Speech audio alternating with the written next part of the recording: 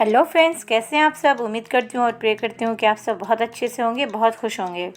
तो आज हम इस वीडियो में करने जा रहे हैं क्लास 5 से चैप्टर 4 समय मूल्यवान है। तो चलिए सबसे पहले देख लेते हैं इस कविता का मूल भाव।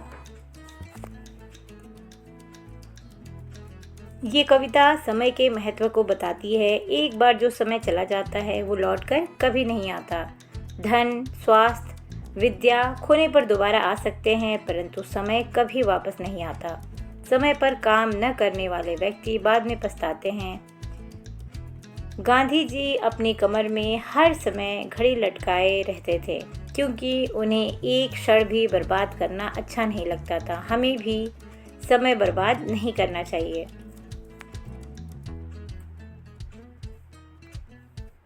ये है कविता का सरलार्थ। चला गया डैश डैश मत खोना, धन खो जाता डैश डैश मत खोना, रहती थी डैश डैश मत खोना। कविता के सरलार्थ को आप यहाँ से देख सकते हैं। हम आगे बढ़ते हैं। इसमें पहला है, बताइए समय को मूल्यवान क्यों कहा जाता है।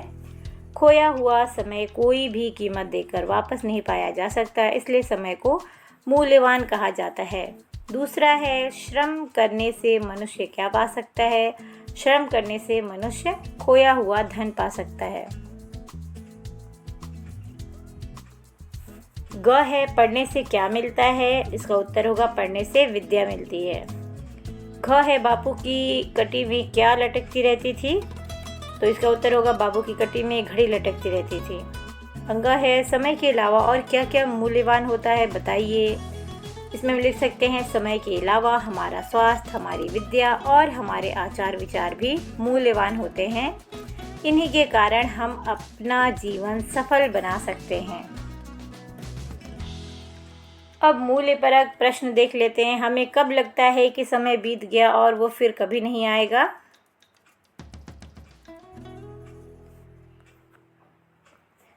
हमें असफल होने पर लगता है कि समय बीत गया और वो फिर कभी नहीं आएगा। ख है, आप समय का सदुपयोग करने के लिए क्या करेंगे।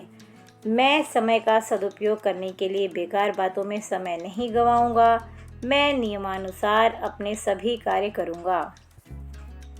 अब है, लिखिए, सही उत्तर पर सही का निशान लगाइए। उपचार करने के लिए क्या पा लेते हैं। स्वास्थ्य। उपचार करने से क्या पा लेते हैं। स्वास्थ्य। उपचार मतलब इलाज। किसकी कटी में घड़ी लटकती रहती थी। बापू की। अब है, पंक्तियां पूरी कीजिए। इसमें है, धन खो जाता श्रम करने से फिर मनुष्य है पाता, स्वास्थ्य बिगड़ जाने पर उपचारों से है बन जाता, विद्या खो जाती फिर भी पढ़ने से है आ जाती, लेकिन खो जाने से मिलती नहीं समय की थाती। अब हम आगे देखेंगे। कुछ शब्दों में उत्तर लिखिए। अब इसमें पहला प्रश्न जो है, मनुष्य धन फिर से कैसे पा सकता है। मनुष्य परिश्रम के द्वारा फिर से धन पा सकता है। ख है, विद्या कैसे आती है। विद्या पढ़ाई करने से आती है। ग है, जीवन भर भटकने के बाद भी क्या नहीं मिल पाता। जीवन भर भटकने के बाद भी खोया हुआ समय नहीं मिल पाता।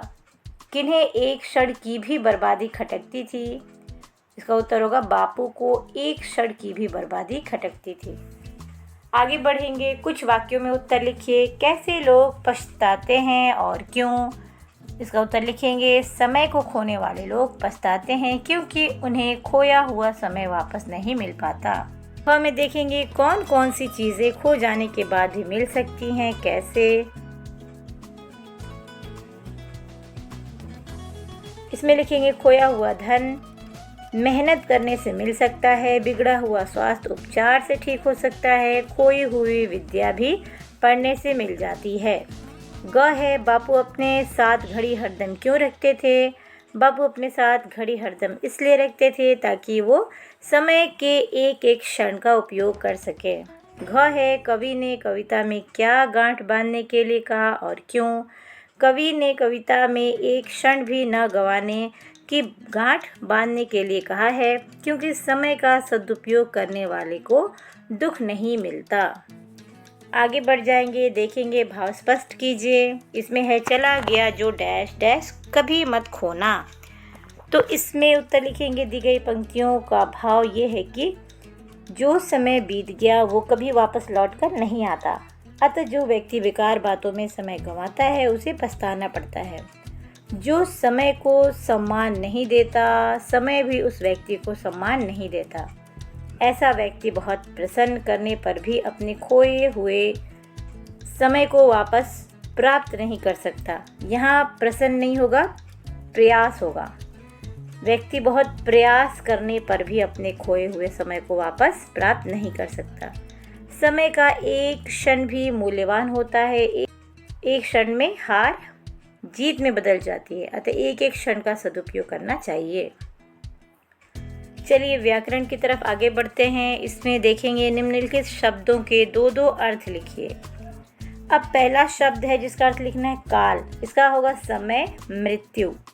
एक काल का मतलब होगा समय, टाइम, और एक काल का होगा मृत्यु। कर का होगा हाथ और टैक्स। लाख का होगा 100,000 या लाह एक पदार्थ जिसे चूड़ियाँ वगैरह बनती हैं। घड़ी एक यंत्र और घड़ी समय का एक मान। आगे है संज्ञा शब्दों से इन पंक्तियों को पूरा कीजिए। क है धन खो जाता श्रम करने से मनुष्य है पाता। ख है स्वास्थ्य बिगड़ जाने पर उपचारों से है बन जाता। घ जीवन भर भटको छानो दुनिया का कोना कोना। घ है रहती थी बापू की कटी में हरदम घड़ी लटकती। आगे बढ़ जाते हैं। दिए गए शब्दों से शब्द परिवार बनाइए। अब शब्द परिवार बनाना है। मूल्य से बनाएंगे मूल्यवान, अमूल्य। श्रम से बनाना है परिश्रम, श्रमशील। लाभ से बनाना है लाभकारी, लाभांश। बड़ा शब्द से शब्द परिवार बनाना है बड़ाई, बड़प्पन। धन से बनाना है धनवान और निर्धन। हित से बनाना है हितकर और परहित।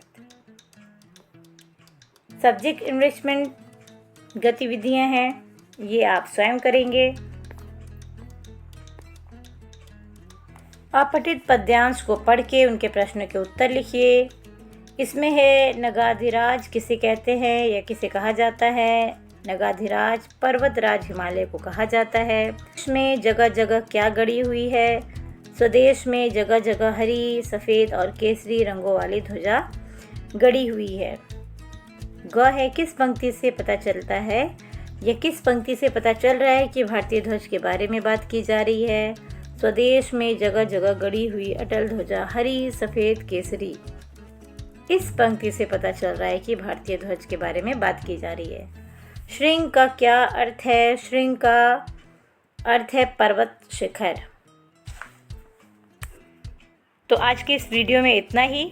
उम्मीद करती हूँ कि ये वीडियो आपके लिए हेल्पफुल होगी। मिलेंगे अगले वीडियो में अगले चैप्टर के साथ। तब तक के लिए आप पढ़ते रहिए, आगे बढ़ते रहिए। अलविदा।